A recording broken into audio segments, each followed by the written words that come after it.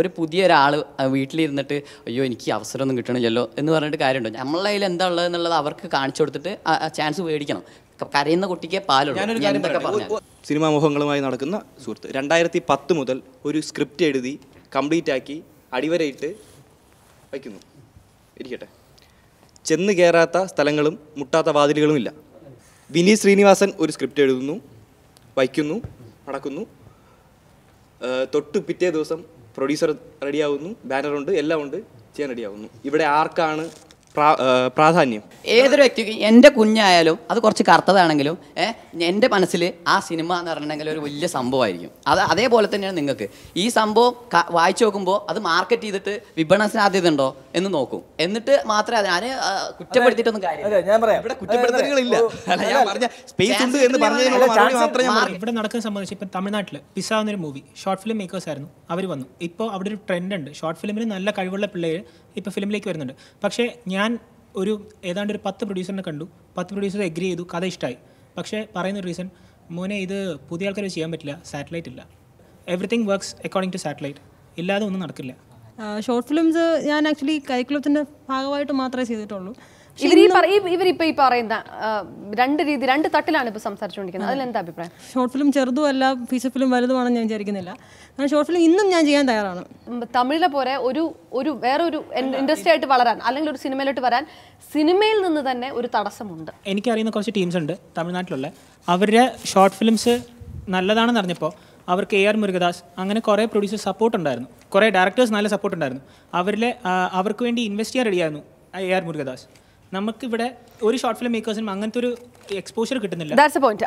Cinema മേഖലയിൽ നിന്ന് ഞങ്ങൾ ആരും വിളിക്കുകയോ അല്ലെങ്കിൽ അങ്ങനെ ആരെങ്കിലും ഞങ്ങളെ സപ്പോർട്ട് ചെയ്യുകയോ ഇതുവരെ ചെയ്തിട്ടില്ല. അതിൻ്റെ പേരിൽ ഞങ്ങൾക്ക് വളരെ വിഷമമുണ്ട്. ഇത്രയെങ്കിലും ഷോർട്ട് ഫിലിമിൽ ആക്ട് ചെയ്ത ഒരാളും പിന്നെ ഒരു ഫീച്ചർ ഫിലിമിൽ ആക്ട് ചെയ്ത ഒരാളും അങ്ങനെ ഒരു distinction, with due respective I would say it is ഇമ്മച്യൂർഡ്.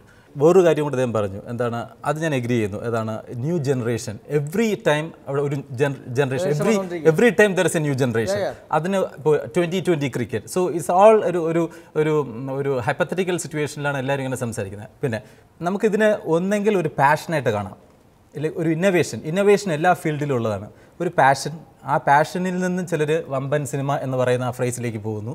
അല്ലെന്നുണ്ടെങ്കിൽ ചിലർ അതൊരു പ്രൊഫഷൻ ആക്കി അങ്ങനെ കൊണ്ടുപോകാനായിട്ട് ശ്രമിക്കുന്നു. Platform for everyone to show up their calibre, അല്ലേ? അങ്ങനെ എടുത്താൽ മതി. പുതിയ പരീക്ഷണങ്ങളെ പൂർണ്ണ മനസ്സോടുകൂടി അംഗീകരിക്കാൻ മലയാള സിനിമാ ലോകം തയ്യാറാകുന്നില്ല.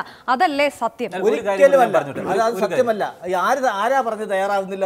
അല്ല, സാറ് പറഞ്ഞതില് ഒരു ടൈം പാസ് എന്നുള്ളൊരു വാക്ക് യൂസ് ചെയ്തു. ഏതാണ്, അതായത് സിനിമ കാണാൻ പോകുന്ന, ഷോർട്ട് ഫിലിം കാണുന്ന ഒരു ടൈം പാസ്. അത് ഞാൻ കൊമേഴ്സ്യൽ മൂവീസ് കാണാൻ പോകുന്ന ഒരു ടൈം പാസിന് തന്നെയാണ് എല്ലാവരുടെയും ഒരു. ബിക്കോസ് ഈ ഹെക്ടിക് ലൈഫ് ചെയ്യുന്ന ഒരു കൊമേഴ്സ്യൽ മൂവി കാണാൻ പോകുമ്പോൾ എല്ലാവരും എക്സ്പെക്ട് ചെയ്യുന്നത് ഒന്ന് ചിരിക്കുക, ഒന്ന് റിലാക്സ് ചെയ്യുക എന്നുള്ളതാണ്.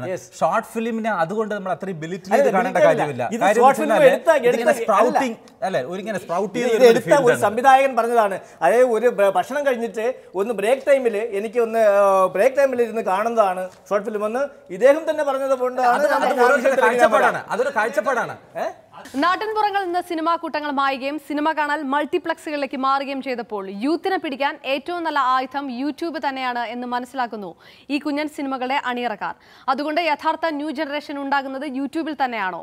പക്ഷേ ഈ ഇൻസ്റ്റന്റ് ദൃശ്യഭാഷ സിനിമ എന്ന കലയ്ക്ക് എങ്ങനെയാണ് സംഭാവന നൽകുന്നത് എന്ന് പറയേണ്ടത് ഇനിയുള്ള കാലമാണ്. ഞങ്ങൾക്ക് പറയാനുണ്ട്. ഈ ആഴ്ച സമാപിക്കുന്നു. പങ്കെടുത്ത എല്ലാവർക്കും നന്ദി.